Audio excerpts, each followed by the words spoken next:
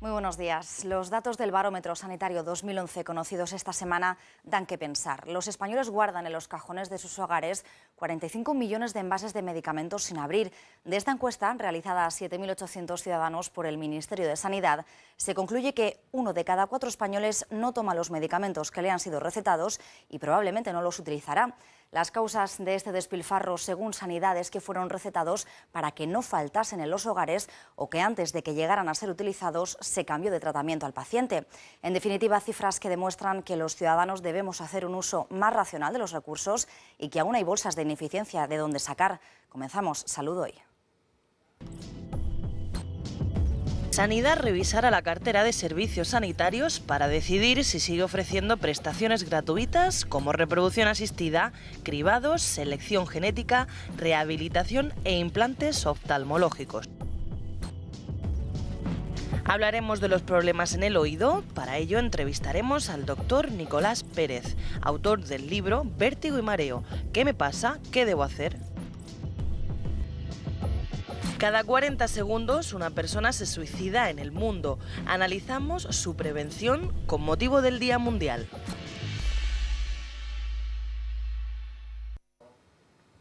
Si la situación no cambia en los próximos trimestres, será imposible que se sigan manteniendo las prestaciones sociales. Con esta afirmación, el ministro de Economía, Luis de Guindos, confirmaba la fragilidad de la prestación sanitaria tal y como se concibe en la actualidad. Pese a ello, la ministra de Sanidad, Ana Matos, sigue sin admitir que la puerta del copago de los servicios sanitarios está abierta. El Ministerio de Sanidad no se plantea introducir el copago sanitario para prestaciones que afecten a la salud de los ciudadanos. Esta era la afirmación de la ministra de Sanidad, que sin embargo sí reconocía que se está trabajando en una misma cartera para que todos los ciudadanos tengan los mismos derechos. Lo que sí se sabe es que ya se han creado grupos de trabajo en reproducción asistida, cribados, selección genética, rehabilitación e implantes oftalmológicos. La nueva cartera sanitaria quedaría dividida en 3: servicios básicos, suplementarios y accesorios. El primer paquete de servicios se dará a conocer en octubre. Otros, como la ortoprótesis, los dietéticos y el transporte no urgente, se incluirán en la cartera suplementaria, en la que el paciente abonará una parte de los costes. Y precisamente una de las prestaciones que están dentro de esa cartera básica que se está estudiando son las mamografías. Precisamente esta semana se conocía un estudio que señala que hacer la prueba cada 2 años evita muertes por cáncer. 2 grupos de investigación han analizado los programas de mamografía de decenas de países europeos y subrayan que las muertes que se evitan gracias a un programa bianual a mujeres de 50 a 69 años duplica los posibles casos sobrediagnosticados. Concretamente, por cada 1.000 mujeres sometidas a una mamografía cada 2 años, se evitan entre 7 y 9 muertes. Aunque parece que esta prueba podría salvarse del copago, según declaraciones de la ministra a la prensa, sí saldrían de la cartera intervenciones estéticas como la reducción mamaria cuando el volumen es excesivo, las secuelas de una obesidad mórbida en pacientes operados por la Seguridad Social y algunos casos de otoplastia en niños, una cirugía por la que se resuelven deformidades en la oreja. Más cosas, la retirada de la atención sanitaria a los inmigrantes sin papeles significará la muerte de entre 27 y 50 personas por VIH durante el primer año de aplicación de esta medida. Así de contundentes son los datos del Grupo de Investigación del SIDA de la Sociedad Española de Enfermedades Infecciosas y Microbiología Clínica. GESIDA advierte a Sanidad que retirar la tarjeta a los inmigrantes irregulares dejará sin tratamiento a cerca de 3.200 pacientes con VIH enfermos que hasta ahora tenían controlada la enfermedad. Los datos no dejan indiferente, ya que de ser así podrían aumentar en un 20% de nuevos casos, llegando hasta las 50 muertes solo en el primer año de la entrada en vigor del decreto. Y es que actualmente existen entre 4.000 y 4.600 inmigrantes irregulares con VIH, de los cuales 1.800 y 3.220 tendrían la enfermedad ya diagnosticada y estarían en tratamiento. Las nuevas terapias permiten cronificar la enfermedad de tal forma que si el tratamiento se retira, los expertos explican que la enfermedad podría ser mortal en un plazo medio. Por si fuera poco, las complicaciones de las personas que sobreviviesen aumentarían, es decir, volveríamos a la situación de los años 80, cuando aún no habían salido al mercado los antirretrovirales que ahora existen. En definitiva, se constata el peligro peligro del aumento de las infecciones por VIH en todos los ciudadanos, ya que este virus no entiende de fronteras. Por tanto, para los especialistas, el ahorro previsto sería en los ingresos hospitalarios por complicaciones y los fallecimientos que ocasionará la medida. En total, 6,5 y 11,7 millones de euros, por lo que el supuesto ahorro se vería reducido a la mitad durante el primer año de entrada en vigor esta ley. Para hablar de todo ello tenemos conexión telefónica con el doctor José Antonio Pérez Molina, autor de este estudio. Muy buenos días. Hola, muy buenos días. Para GESIDA, la medida de retirar la tarjeta sanitaria a los inmigrantes irregulares supone una marcha atrás en el tratamiento del VIH. Sí, realmente, lo que nosotros hemos pretendido con este informe, que lo hemos elaborado el doctor Pulido del Hospital 12 de Octubre y yo, y luego nos han ayudado, han revisado un grupo de compañeros del grupo de estudio de SIDA, lo que queríamos era realmente medir las consecuencias que esta medida podría tener. Y algunas de las principales conclusiones, que ya han resumido muy bien con el resumen que han hecho del estudio, es que volveríamos a la situación que teníamos del SIDA, esos años trágicos, finales de los 80 y hasta mediados de los 90, en los que la gente moría de SIDA. Moría por enfermedades oportunistas y sobre todo tenían un seguimiento y un tratamiento mucho más complejo y al final mucho más caro, porque estas personas pues acabarán ingresando en los hospitales, tendrán ingresos complejos, tendremos que darles de alta con medicaciones imprescindibles para que no vuelvan a ingresar en poco tiempo y al final pues bueno, volveríamos a la situación que ya, bueno, gracias a Dios no tenemos que ver ahora, de personas deteriorándose y con un tratamiento disponible que no podemos darle. Y además del VIH, ¿podría también suceder en otras enfermedades infecciosas? Claro, el problema es que ya es conocido, pero desde hace décadas, que la mejor actuación frente a las enfermedades infecciosas es la prevención. El VIH no va solo, sino que hay algunas enfermedades infecciosas que se asocian a esta enfermedad, la más frecuente y como peligro de salud pública, la tuberculosis, ¿no? La tuberculosis es una enfermedad además de la que es más difícil protegerse, porque del VIH conocemos las medidas preventivas y por lo tanto una persona, si no quiere, no se infecta, pero sin embargo la tuberculosis es una enfermedad que se transmite por el aire y que durante un tiempo pues puede cursar con pocos síntomas. De manera que si además de negar el tratamiento negamos una atención médica precoz, estas personas pues podrán transmitir esta enfermedad a muchísimos ciudadanos y de nuevo pues las bacterias que flotan en el aire no entienden de si una persona es inmigrante o no lo es. De hecho, en nuestro país la tuberculosis, que es una enfermedad que está bastante controlada, el 50% de los casos que se diagnostican, de los nuevos casos, se producen en población inmigrante, como ocurre en todos los países desarrollados, ¿no? Si no le ponemos control a esto, pues al final lo que tendremos es que por ahorrar en tratamientos vamos a gastar más en VIH, en otras enfermedades.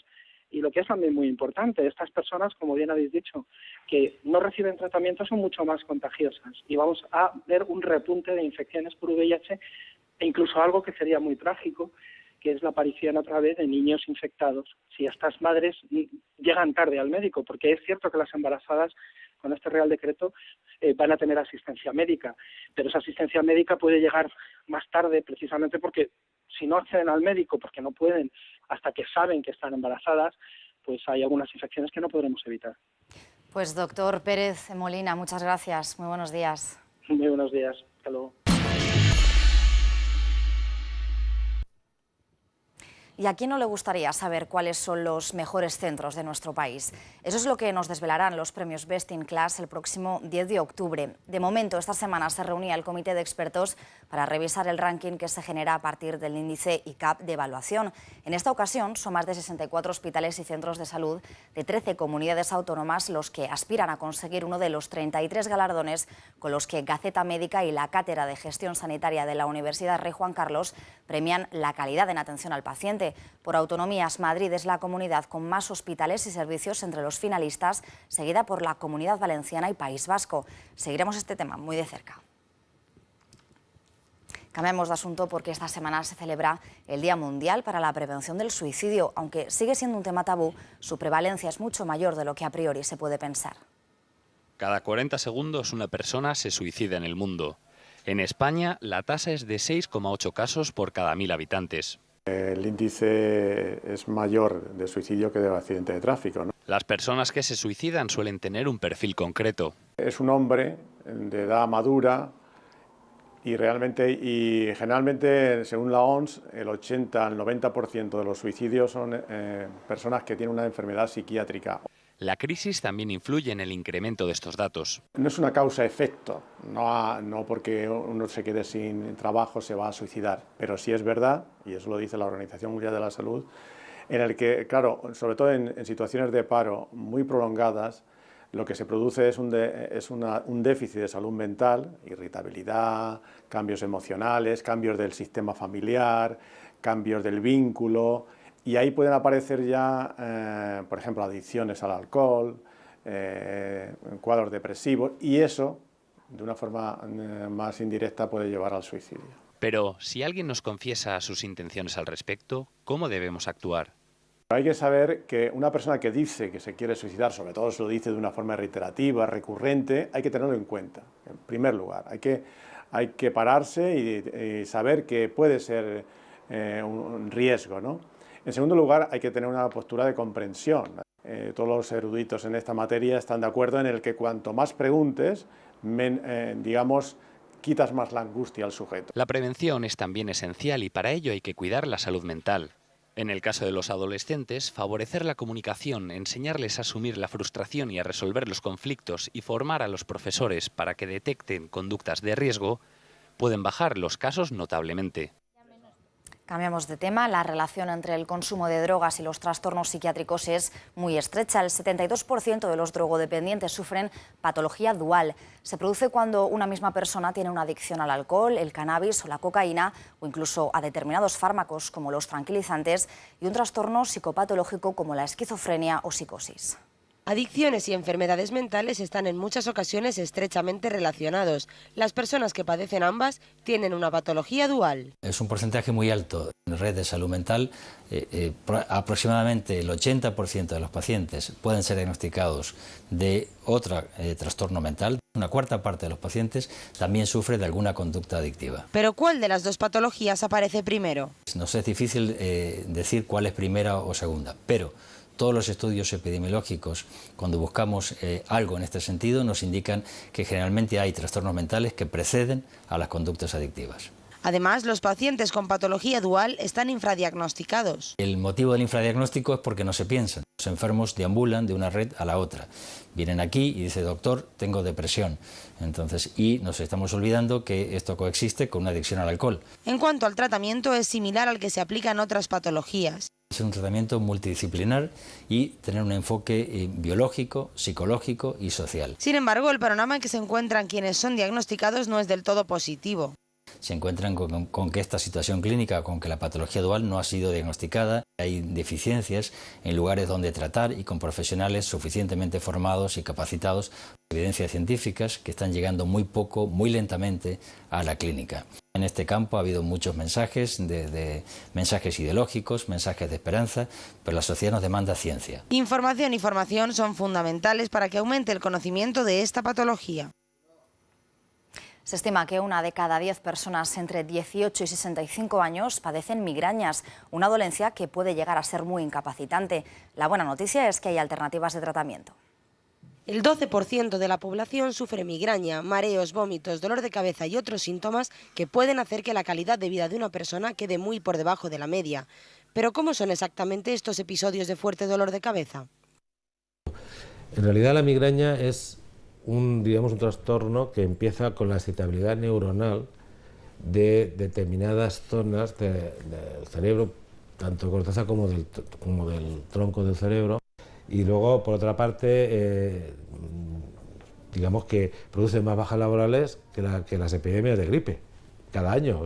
El que se levante uno por la mañana y de pronto note que hoy voy a tener, ya sale medio preocupado porque nota algo raro. El paciente con migraña, antes de tener el dolor fuerte, él ya empieza a sentirse mal. Hombre, felizmente eso ya no es tan frecuente, pero los hay. Eso es lo que se llama el estado de mal migrañoso. La migraña dificulta la vida personal y laboral y en los casos más extremos puede provocar que la persona viva amenazada con sufrir un nuevo episodio en cualquier momento. Sin embargo, aunque no es una enfermedad mortal, no se la toma todo lo en serio que debería.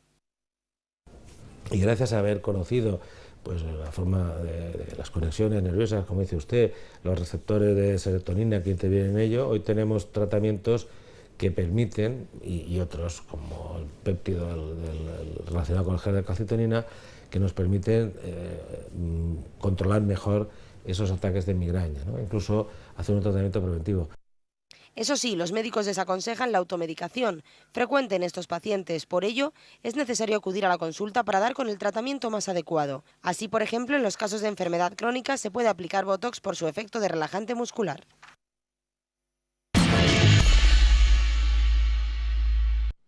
Como cada semana nos vamos a ver qué destaca la prensa especializada. Comenzamos por Gaceta Médica. José García, ¿qué se destaca desde la redacción esta semana? Buenos días, Carmen. Gaceta Médica lleva a su portada las manifestaciones que ya esta semana han protagonizado los profesionales sanitarios a las puertas de sus centros de trabajo y frente al Ministerio de Hacienda como señal de protesta a la política de recortes del gobierno de Mariano Rajoy. Los representantes de los sindicatos de médicos, enfermerías y auxiliares de enfermería advierten al Gobierno que si los próximos presupuestos generales del Estado contemplan nuevos recortes sobre sus condiciones laborales, no dudarán en convocar una huelga general. En este ámbito de hostilidad profesional, el ministro de Economía y Competitividad, Luis de Guindos, ha dejado claro en el Congreso de los Diputados que si la situación no cambia en los próximos trimestres, será imposible que se sigan manteniendo las prestaciones sociales. Declaraciones que realizaba de Guindos en un momento en que los expertos del Ministerio de Sanidad siguen trabajando en la revisión de la cartera de servicios del Sistema Nacional de Salud. Al hilo y también en el Congreso, la ministra de Sanidad, Ana Mato, ha descartado que los ciudadanos vayan a pagar por prestaciones que afectan a su salud sin concretar más. Muchas gracias. Ahora le toca el turno al Global. Bárbara, ¿cuáles son las informaciones que plantea el periódico? Buenos días, Carmen. Esta semana en el Global lo que hacemos es analizar en profundidad el Fondo de Liquidez Autonómico y las consecuencias que este puede tener para el sector, ya que en lo que va de año estamos viendo como muchas autonomías no pueden hacer frente a los pagos de las facturas de medicamentos hospitalarios. Además, también son otras las autonomías que tampoco pueden pagar a sus farmacias. Comunidad Valenciana, Baleares y Canarias son algunas de las que peor lo tienen y por eso sus farmacéuticos están esperando este fondo de liquidez para ver si pueden pagar estos medicamentos que han sido dispensados hace ya algunos meses. Por otro lado, analizamos lo que ha pasado con el gasto total en medicamentos en los diferentes países de Europa. Desde 2009, en los llamados países PIGS, Portugal, Irlanda, Grecia y España, ha sido donde el efecto de las medidas de control del gasto han sido más relevantes. El mercado en Grecia ha bajado con respecto a 2009 un 16,5%, en Portugal un 14,7%, Irlanda un 6,6% y en España un 5%. Unas cifras, las de España, que lógicamente no tienen en cuenta las medidas tomadas a lo largo de 2012.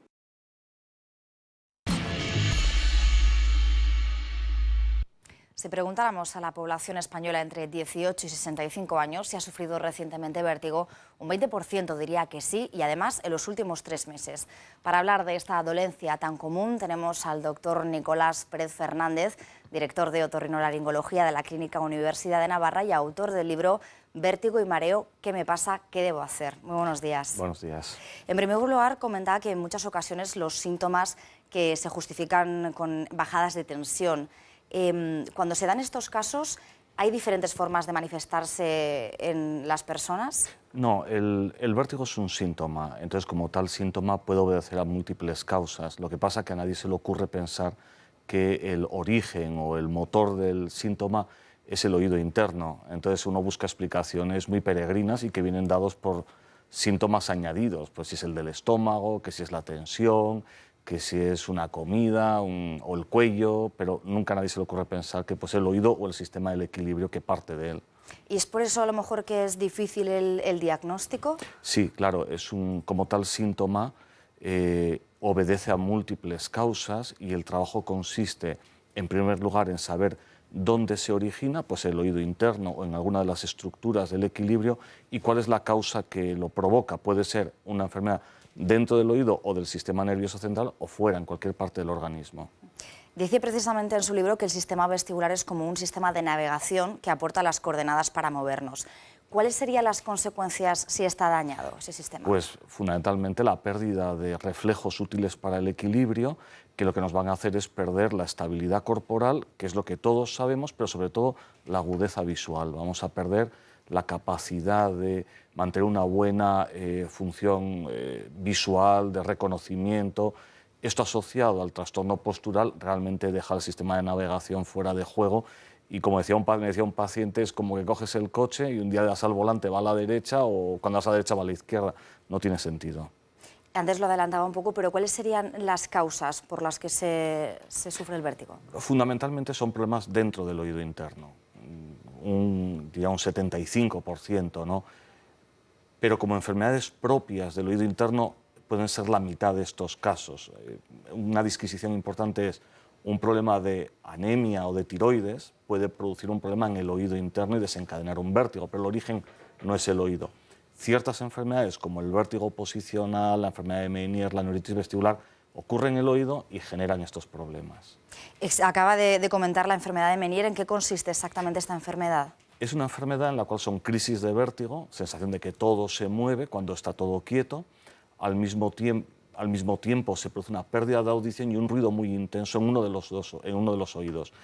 Pasa unas 3-4 horas y todo desaparece y uno vuelve a la normalidad. Se frena el vértigo, la audición vuelve a su ser, el ruido desaparece, cierta presión en el oído desaparece y ya está. Y esto se repite sin frecuencia, sin periodicidad, por épocas, sin estaciones, puede dejarlo uno libre un año, tenerlo sufriendo durante medio año o otro año, dejar otros 3 años libre, o sea, es errática totalmente, sí es errática. ¿Y es muy frecuente este tipo de enfermedad? No, no es muy frecuente, pero es una de las 3 más frecuentes y es probablemente la que los otorrinos nos interesa mucho. De hecho, en España estamos haciendo muchos trabajos de investigación básica en enfermedad de Meniere, porque es la más precisa en el diagnóstico, tiene unos criterios muy nítidos. Y en cuanto a pruebas diagnósticas, ¿qué es una prueba calórica? Bien, este es un tema interesante que he especificado en el libro, ¿no? Porque si nos dicen qué es una radiografía de tórax, el 100% de la gente sabe lo que es, pero si dicen, vamos a hacer una prueba calórica, nadie lo sabría, y es una herramienta, hasta ahora, una de las más útiles en el diagnóstico de los pacientes con vértigo. En el último año están surgiendo métodos nuevos que probablemente la releguen en parte de su poder diagnóstico, pero consiste en la estimulación del oído interno de cada uno por separado con agua, sorprendentemente, con agua a temperatura fría y caliente. Es un estímulo afisiológico, no normal, pero estimula el oído interno y nos sirve para saber cómo funciona cada uno de ellos. A esa hora, justo el año que viene, se hacen los 100 años de su precisión, y el premio Nobel del año 1917 se lo dieron a Robert Barani por la descripción de esta prueba y vamos a hacer los 100 años próximamente. Y antes ha dicho que puede haber varios motivos para el vértigo, supongo que habrá varios tipos, por así decirlo, pero sí. ¿Cuáles son los tratamientos más frecuentes? Bien, el trabajo consiste en hacer un diagnóstico porque cada enfermedad va a tener un tratamiento diferente. Por ejemplo, una enfermedad de Meniere, que es la primera que hemos hablado, es un tratamiento médico. A veces hay que poner una medicación en el oído o hay que hacer una cirugía. Bien, ese es un tipo. La neuritis vestibular es otra causa, exige un tratamiento médico puntual.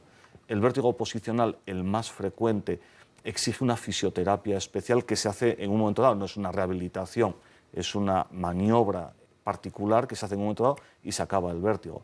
Y luego la inestabilidad exige rehabilitación vestibular, que ya es un procedimiento más prolongado de reacondicionamiento, ¿no? Pero cada enfermedad va a tener su parte y luego lo que nunca debemos de olvidar es que el impacto psicológico de estos problemas es tan grande que muchas veces vamos a tener que también ayudarnos con el psiquiatra o el psicólogo para mejorar a estos pacientes. El puro tratamiento médico o quirúrgico a veces no lo resuelve y necesitamos ahí un cierto apoyo. Acaba de hablar precisamente del vértigo de carácter posicional, sí, que lo sufre, creo que más del 50% sí, de casos de vértigo son de carácter posicional. Sí, sí. ¿En qué consiste exactamente? Es un paciente que cuando hace un movimiento o un gesto sufre una crisis de vértigo. Lo más común o el más característico es cuando me acuesto o me levanto, o si giro la cabeza a un lado en la cama o a otro, o extiendo la cabeza a coger algo de una estantería o agacharme a recoger algo del suelo. Lo que uno sufre es una tremenda sensación de que todo se está moviendo, es a una velocidad muy alta y al minuto ha desaparecido. Sin moverse y sin hacer nada, ha desaparecido. Si repetimos el movimiento, vuelve a aparecer. Y para estos tratamientos, por ejemplo, ¿hace falta una interconexión entre especialidades, por así decirlo? No solamente basta con con otorrinolaringología. Esta es una área de la medicina en la que la colaboración es importantísima. Yo el libro lo escribí solo porque quizás tuve la oportunidad de aprender con muy buenos especialistas y estoy rodeado por magníficos especialistas, pero lo normal es que intervenga el neurólogo, el internista muchas veces, o el internista nos lo deriva, con lo cual ya conocemos parte del problema del paciente, el psiquiatra, es muy importante el fisioterapeuta o el médico rehabilitador, el reumatólogo en ocasiones, y luego necesitamos la ayuda de los radiólogos en el diagnóstico. Sin ellos probablemente muchas veces estaríamos muy perdidos, ¿no? O sea que al final es una interrelación. El oftalmólogo también entra en ocasiones. Lógicamente, si falla la agudeza visual tenemos que saber que todo funciona bien. O sea, es un área muy multidisciplinar. Pues con esto nos quedamos. Doctor Pérez Fernández, muchísimas gracias. Muy buenos días. Buenos días. Ponemos punto y final así, pero recuerden que mañana tienen una cita como cada sábado a las 12 de la mañana con su programa de estilo de vida Estar Bien. Nosotros les esperamos la semana que viene aquí en Salud Hoy.